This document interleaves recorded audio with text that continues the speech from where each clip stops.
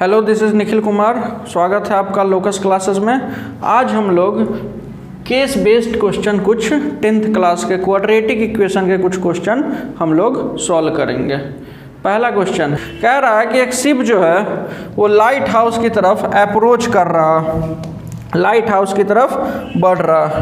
मान लिया कि एक शिप यहाँ लाइट हाउस कुछ यहाँ पे होगा, ये अप्रोच कर रहा लाइट हाउस की तरफ, ठीक है।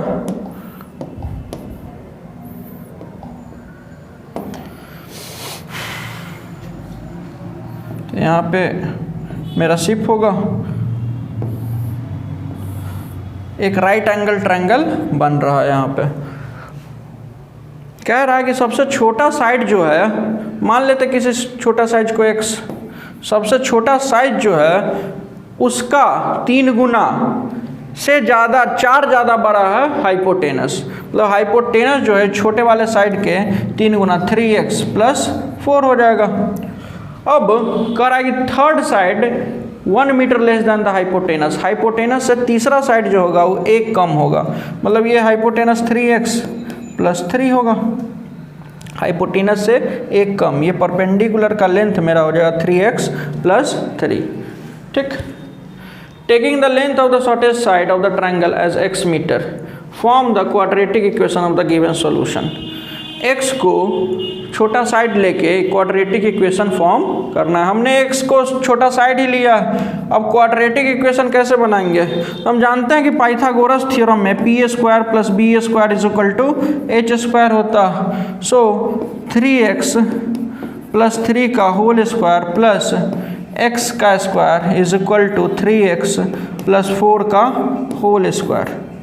यहाँ से इसको सॉल्व करेंगे a + b का होल स्क्वायर से, तो कुछ मेरा इक्वेशन ऐसा आ जाएगा 3 × 3 = 9, 18 + x² = 9x² + 16 24x। 9 स्क्वायर से 9x² ख़त्म और मेरा इक्वेशन आ गया x² -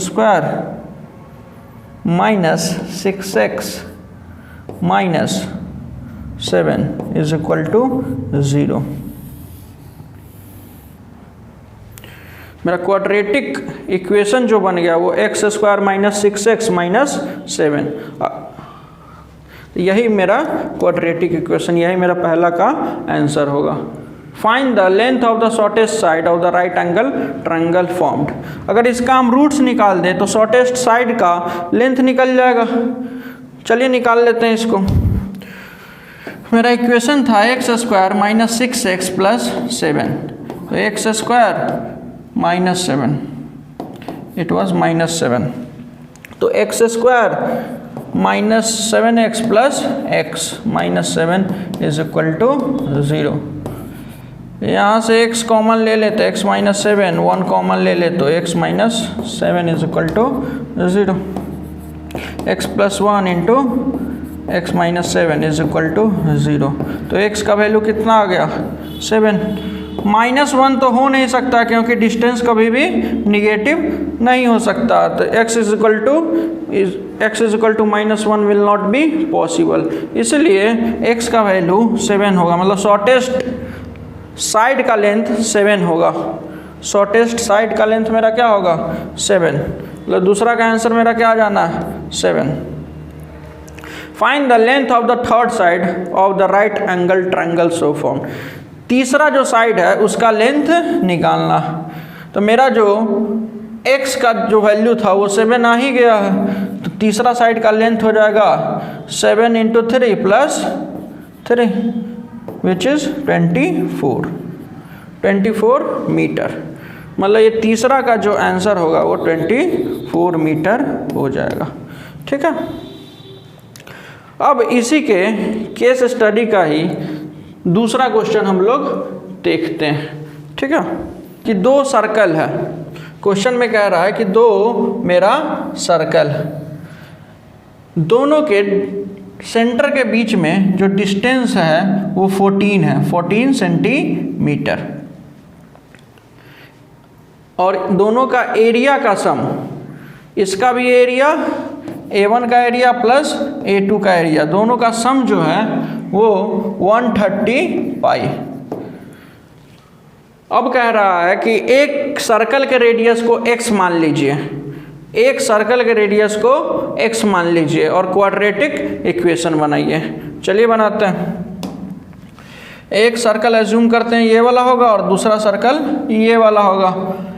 इसका रेडियस x, तो ये हो जाएगा 14 माइनस x, और दोनों के एरिया का sum pi R square plus pi 14 minus x का square is equal to 130 pi. दोनों के एरिया का सम कितना था? 130 पाई। ठीक है, पाई कॉमन लेके काट देंगे, तो x square plus 14 square plus x square minus 28x is equal to 130। यहाँ से 2x स्क्वायर माइनस 28x और 14 का स्क्वायर कितना होता है? 196 माइनस 130। यहाँ से इक्वेशन मेरा आ जाएगा 2x स्क्वायर माइनस 14x 66। फिर 2 कॉमन लेके उस तरफ हम भेज देंगे, तो x square minus 7x plus 33 is equal to 0।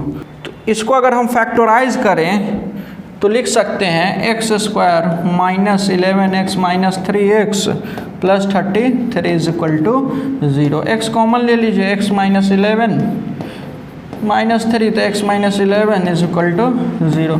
x minus 11 into x minus 3 is equal to 0। तो x का वैल्यू 11 और x का वैल्यू 3। ठीक, तो मेरा रेडियस जो इसका आ गया इस सर्कल का, वो या तो 11 होगा नहीं तो 3 होगा। ठीक, अगर x का वैल्यू 11 हो रहा है तो दूसरे सर्कल का रेडियस हो जाएगा 14 माइनस x विच इज़ 3। अगर पहले सर्कल का रेडियस अगर 11 ले रहे हैं तो दूसरा का अपने आप 3 आ जा रहा है। अगर पहले का 3 ले रहा है तो दूसरे का 11 अपने आप आ जाएगा। ठीक है, तो मेरा उत्तर जो होगा, वो जो आंसर होगा वो 3 और 11 होगा। ठीक है, पहले का मेरा 3 होगा और दूसरे का 11, या पहले का 11 होगा दूसरे का 3 रेडियस। अब देखते हैं क्वेश्चन क्या पूछा गया। The radius of the 2 circle R, radius दोनों सर्कल का, वो पहले क्वेश्चन नंबर 1 सॉल्व कर लेते हैं नहीं कि क्वाड्रेटिक इक्वेशन क्या बनेगा। तो क्वाड्रेटिक मेरा क्या, क्वाड्रेटिक बना था x square minus 14x minus plus 33,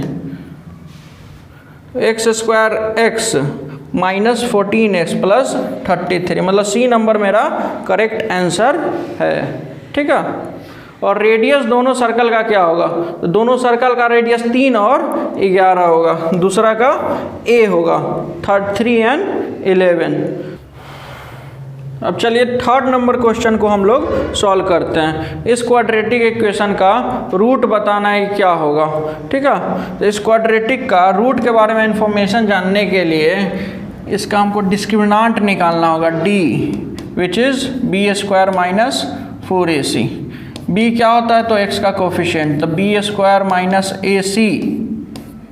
इसको ज़्यादा बेहतर रहेगा अगर हम लिखें b square minus 4ac capital में, क्या कि b यहाँ भी है, तो b स्क्वायर माइनस ac का square minus 4a into c, और ये माइनस माइनस क्या हो जाएगा प्लस, b की power 4 plus ac square minus 2b square ac plus 4ab square ac।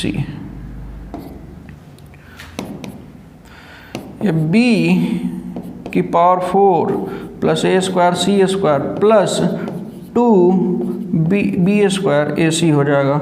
इसको हम लिख सकते हैं b स्क्वायर प्लस ac का होल स्क्वायर।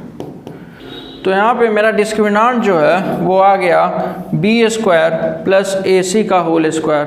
अब यहाँ देख सकते हैं कि डिस्क्रिमिनेंट जो है वो ग्रेटर दैन 0 या इक्वल टू 0 हो जाएगा। इक्वालिटी तब होल्ड करेगा जब b स्क्वायर किसके बराबर हो? माइनस ac के बराबर।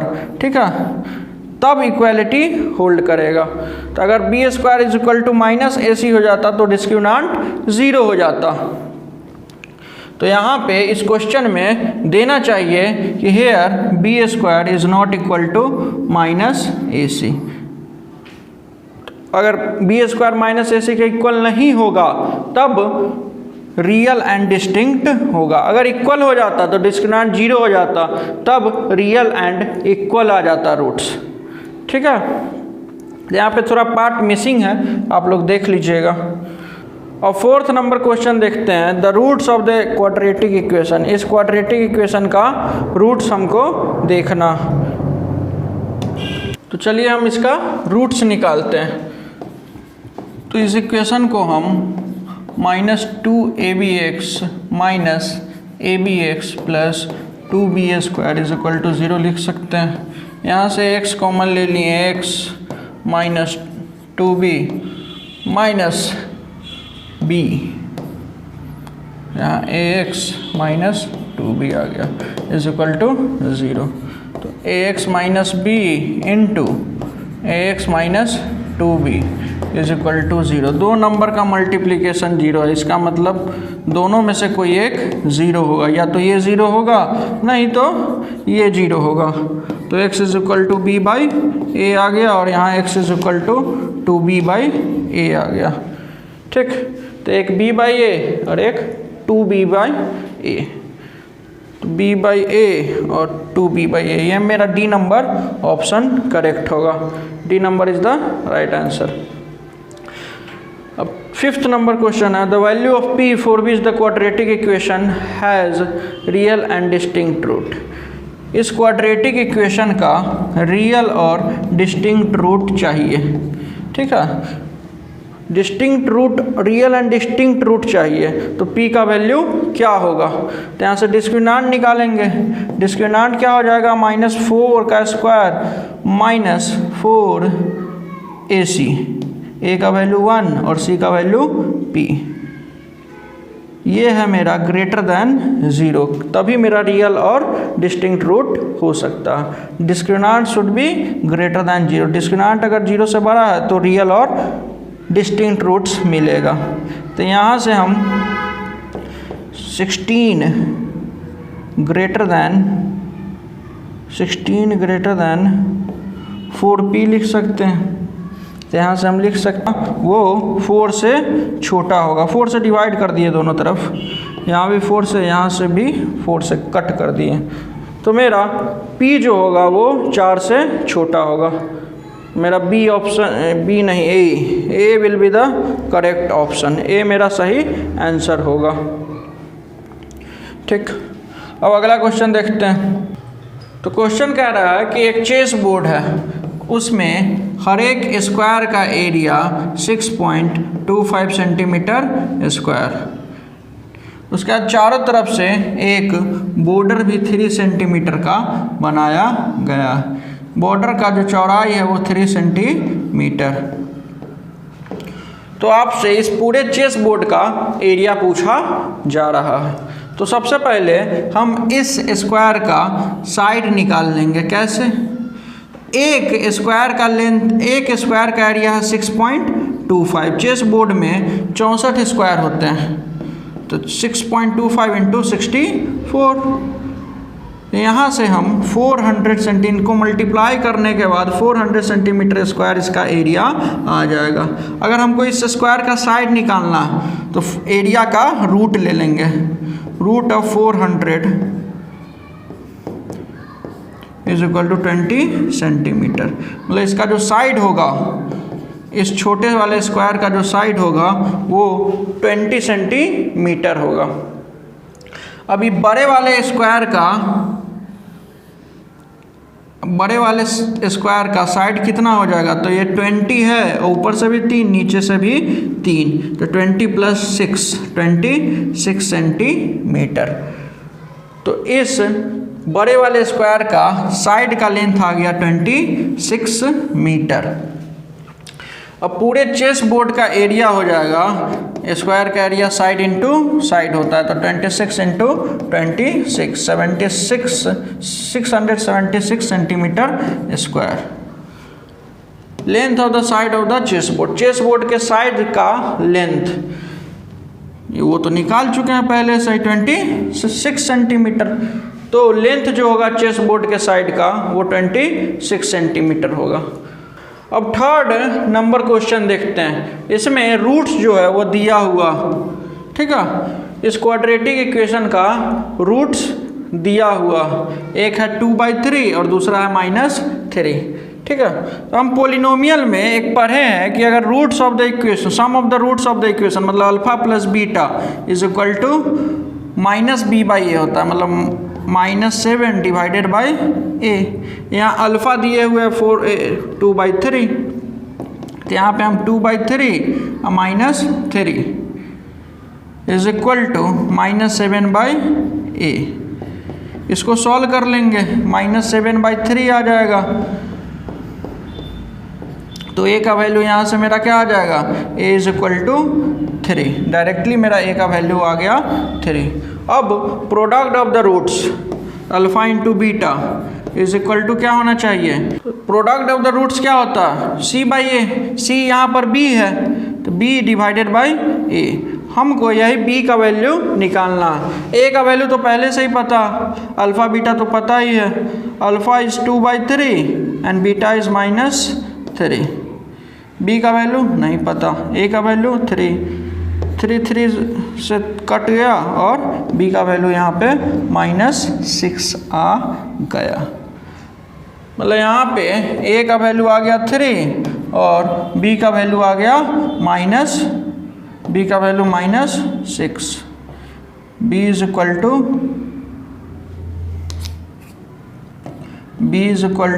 -6। तो यहीं पे ये क्वेश्चन पूरा सॉल्व हो गया, ठीक। अब अगले क्वेश्चन की ओर हम बढ़ते हैं। अगला क्वेश्चन मेरा क्या,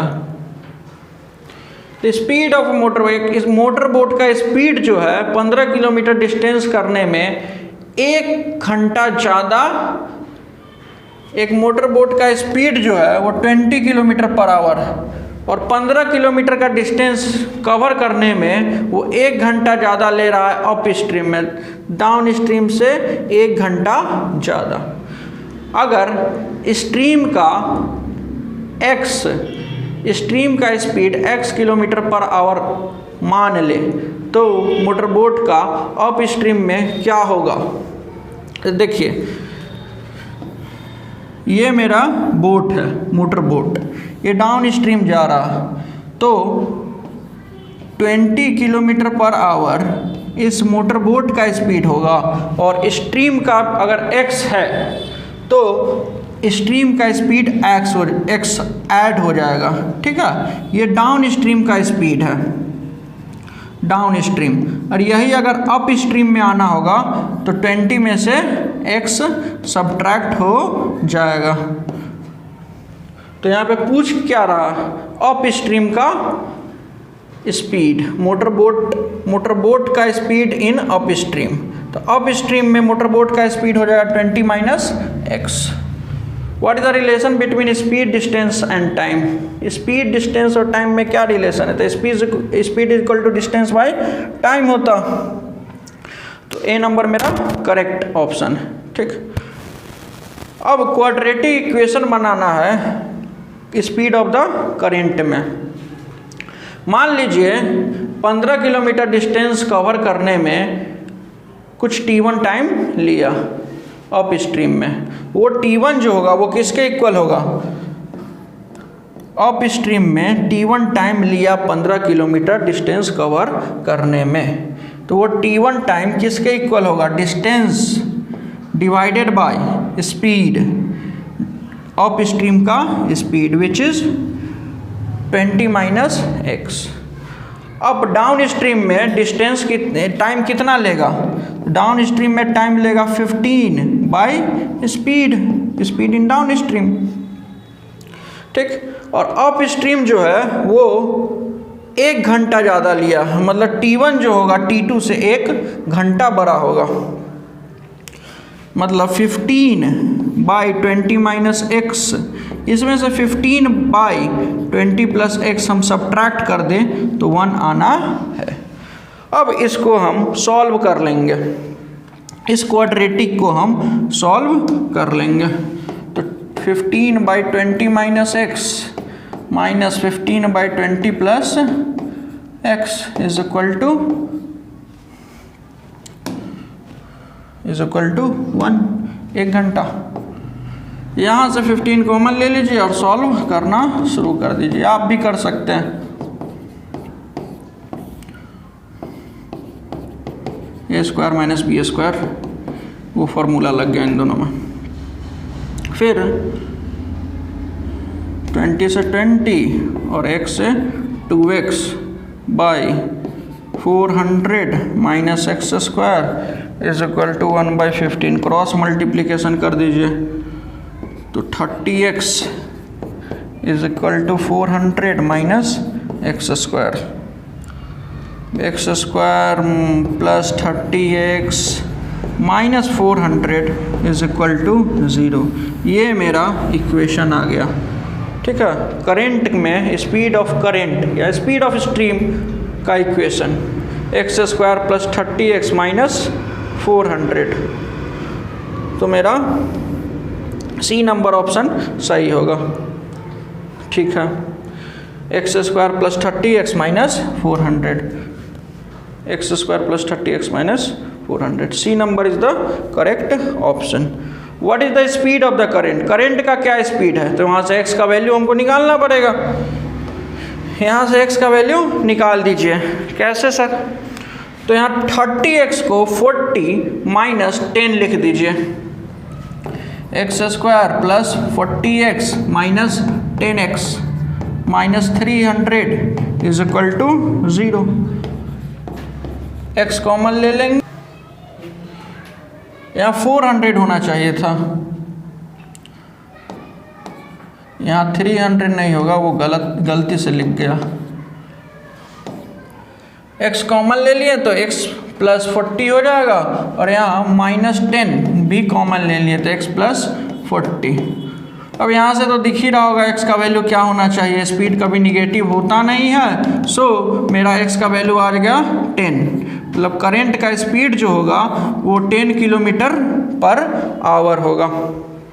देखते हैं कौन सा ऑप्शन सही है। What is the speed of the current, current का स्पीड 10 किलोमीटर पर आवर है। करंट का स्पीड या स्ट्रीम दोनों सेम कहा जाता है, जो पानी बहता है उसी को करंट भी कहा जाता है कभी कभी, या स्पीड ऑफ स्ट्रीम भी कहा जाता। How much time boat took in down stream, down stream में कितना बोट टाइम लेगा। डाउन स्ट्रीम में स्पीड एडअप हो जाता है, ये T2 वाला, यही था मेरा डाउन स्ट्रीम। तो इसमें x का वैल्यू पुट कर दीजिए, तो x का वैल्यू पुट कीजिएगा तो यहाँ 15 kilometre divided by 30 kilometre per hour, मतलब हाफ एन आवर, मतलब टाइम कितना आया 30 minute. So our option number C will be the correct option. तो क्वेश्चन कह रहा है कि एक पैसेंजर जो है वो सीढ़ी पर से गिर गया और उसको चोट लग गई, उस कारण से पायलट जो है उस पैसेंजर को इमरजेंसी क्लिनिक, एयरपोर्ट पर जो इमरजेंसी क्लिनिक होता है वहाँ पे इलाज के लिए ले गए। इसके कारण आधे घंटे डिले हो गया प्लेन। तो जो डेस्टिनेशन था प्लेन का वो 1500 किलोमीटर दूर था, वहाँ पहुँचने में आधा घंटा डिले हो गया था। तो क्या किया कि पायलट अपना स्पीड इंक्रीज कर दिया ताकि सही टाइम पे पहुंच सके। स्पीड 250 किलोमीटर पर आवर से इंक्रीज कर लिया। ठीक है, तो ताकि आधा घंटा जो वेस्ट हुआ है उसका वो मेकअप हो जाए। तो if x represent the usual speed, plane का जो यूजुअल स्पीड जो ऐसे होता है वो x है। ठीक है, find the quadratic equation in x, quadratic equation x में निकालना इस केस में जो बनेगा। ठीक, तो क्या करेंगे कि पहले का टाइम कितना लग रहा था, तो डिस्टेंस बाय स्पीड। अब का टाइम कितना लगेगा, तो डिस्टेंस बाय अब का स्पीड। 250 प्लस एक्स, पहले एक्स था स्पीड, अब क्या हो जाएगा एक्स प्लस 250, क्योंकि पायलट जो है इंक्रीज कर दिया है स्पीड, और पहले जितना टाइम लग रहा था उससे अब जो टाइम लगेगा वो कम लगेगा, आधा घंटा कम। मतलब अगर दोनों को सब्ट्रैक्ट कर दे तो 1/2 आना चाहिए था, हाफ एन आवर, आधा घंटा। यहाँ से इसको हम सॉल्व कर लेंगे, कैसे देखते हैं। तो 1500 अगर कॉमन ले ले और उस साइड भेज दें तो 250 plus X minus X divided by 250 plus X into X is equal to 1/3000। ठीक है, फिर मल्टीप्लाई करने के बाद मेरा इक्वेशन कुछ आ जाएगा 75 पर 4 को 0, ठीक है, is equal to X square plus 250 X square plus 250 X minus 7,50,000 is equal to 0।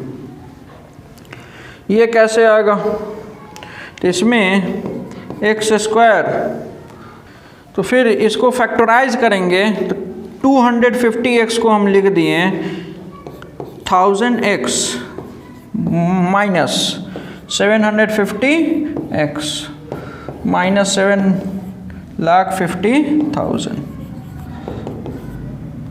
ठीक है, इसको फैक्टराइज करके हम x का वैल्यू निकाल लेंगे। लेकिन पहला क्वेश्चन में पूछ रहा है क्वाड्रेटिक इक्वेशन x में, तो हम चुपचाप क्वाड्रेटिक इक्वेशन ये वाला लिख देंगे। यही मेरा पहला केस का आंसर होगा। यूजुअल स्पीड क्या होगा, तो यहाँ से x का वैल्यू निकाल लेंगे, जो कि क्या आने वाला, वो तो आप लोगों को दिख ही गया होगा क्या आएगा। चलिए एक बार सॉल्व भी कर लेते हैं, पता चल जाएगा। x कॉमन लिए तो x प्लस 1000, 750 कॉमन लिए तो x प्लस 1000। x का वैल्यू निगेटिव तो होगा नहीं, x is equal to 750। x का वैल्यू कितना आ गया 750 किलोमीटर पर आवर। मतलब प्लेन का स्पीड क्या होगा, usual speed 750 kilometre per our. Increase the speed, increase करने के बाद तब प्लेन का स्पीड क्या है, इंक्रीज स्पीड 250 बढ़ा देंगे, मतलब 1000 किलोमीटर पर आवर। यही मेरा आंसर हो जाएगा। ठीक है, तो ये भी इजी था, केस बेस्ड क्वेश्चन हार्ड होता नहीं है, सिर्फ बच्चों को लगता है कि हार्ड है लेकिन होता नहीं है। अब अगला क्वेश्चन, ये वेरी शॉर्ट टाइप क्वेश्चन है, कुछ वेरी शॉर्ट टाइप क्वेश्चन भी हम लोग सॉल्व कर लेते हैं। फाइंड द वैल्यू के का वैल्यू निकालना है जब x इज इक्वल टू 2 क्या हो जाए, इस क्वाड्रेटिक इक्वेशन का सॉल्यूशन। तो x के जगह 2 रख देंगे, तो 2 का square into K plus 2 into 2 minus 3 is equal to 0। 4k plus 1 is equal to 0, तो k इज इक्वल टू क्या आ गया -1/4। k का वैल्यू क्या आ गया -1/4। ऐसे ऐसे क्वेश्चन पूछे जाते हैं CBSE में, 1 नंबर के सवाल में ऐसे क्वेश्चन पूछे जाते हैं। अब दूसरा नंबर क्वेश्चन देख लीजिए। k का वैल्यू निकालना है इस क्वाड्रेटिक इक्वेशन के लिए ताकि रूट्स रियल और इक्वल हो। रूट्स रियल और इक्वल होने के लिए डिस्क्रिमिनेंट क्या होना चाहिए, 0। b² minus 4ac should be equal to 0। b क्या है तो k, तो k² minus 4a into c is equal to 0। तो k² minus 36 is equal to 0। तो k minus 6 into K plus 6। यहाँ a² माइनस b² का फॉर्मूला हम apply कर दिए। तो या तो k 6 के बराबर होगा और k माइनस 6 के बराबर होगा। k का वैल्यू क्या आ गया +-6, k का 2 वैल्यू आया। अगला k का क्या वैल्यू होना चाहिए, इसका कोई forward value of k does the quadratic equation has no real root, कोई रियल रूट नहीं होना चाहिए। डिस्क्रिमिनेंट क्या होगा <0। b² मतलब 144 144 कैसे, b का स्क्वायर जो कि -12, -12 का स्क्वायर -4a इंटू सी, ये मेरा 0 से छोटा होना चाहिए। 144 should be less than -16k। अब दोनों तरफ हम -16 से डिवाइड कर दे रहे हैं। -16 से डिवाइड करने के बाद साइन चेंज हो जाएगा, ये जो लेस देन ग्रेटर देन का ये लेस देन में चेंज हो जाएगा। तो 16 से डिवाइड करने के बाद मेरा इक्वेशन क्या आ जाएगा, 16 9 जा, ये -9 साइन चेंज और ये k, मतलब k जो होगा वो छोटा होगा -9 से, -9 से छोटा k का वैल्यू होना चाहिए, तभी इस क्वाड्रेटिक इक्वेशन का कोई रियल रूट्स नहीं आएगा। अब रूट्स कैलकुलेट करना, जहाँ पे अल्फ़ा क्या कांस्टेंट है, इसको फैक्टराइजेशन मेथड से बड़ी इजीली से हम लोग सॉल्व कर सकते हैं। तो x² और plus alpha plus 6x minus alpha plus 1x minus alpha plus 1 into alpha plus 6 is equal to 0। अब x कॉमन ले लीजिए, तो x प्लस अल्फ़ा प्लस 6, यहाँ से अल्फ़ा प्लस 1 कॉमन ले लीजिए, माइनस अल्फ़ा प्लस 1, तो यहाँ पे x minus alpha plus 6 is equal to 0। अब दोनों में से यहाँ प्लस होगा, क्योंकि माइनस कॉमन लिया, माइनस बाहर आ गया, और दोनों में से x plus alpha plus 6 common ले लिए, x प्लस अल्फ़ा प्लस 6, तो x माइनस अल्फ़ा प्लस 1 बच गया यहाँ पे। अब दो नंबर का प्रोडक्ट 0, इसका मतलब है कि कोई एक नंबर क्या होगा 0, x is equal to minus alpha minus 6, और हो सकता है ये भी 0 हो, तो x is equal to alpha plus 1। तो दो आंसर आ गया, x is equal to minus alpha plus 6 और x is equal to alpha plus 1। ठीक है। अब ये 10 नंबर क्वेश्चन है मेरा कि क्वाड्रेटिक इक्वेशन है, इसका इक्वल रूट्स है, दोनों रूट्स क्या है इक्वल है, मतलब रूट्स इक्वल है, मतलब discriminant equal to 0, means b² minus 4ac is equal to 0। तो p का वैल्यू निकालना, ठीक, b का वैल्यू -2√5 है, तो -2√5 p का स्क्वायर, ठीक है, -4 a का वैल्यू p और c का वैल्यू 15 इज इक्वल टू 0। 2 का स्क्वायर 4, √5 का स्क्वायर 5, p² और -60 p is equal to 0। p common ले लीजिए, तो यहाँ हो जाएगा 20p -60 इक्वल टू 0। दो नंबर का मल्टीप्लिकेशन 0 है, इसका मतलब दोनों में से कोई एक 0 होगा, या तो p इज इक्वल टू 0 होगा, नहीं तो 20p -60 इज इक्वल टू 0, मतलब p का वैल्यू 3 आ जाना है।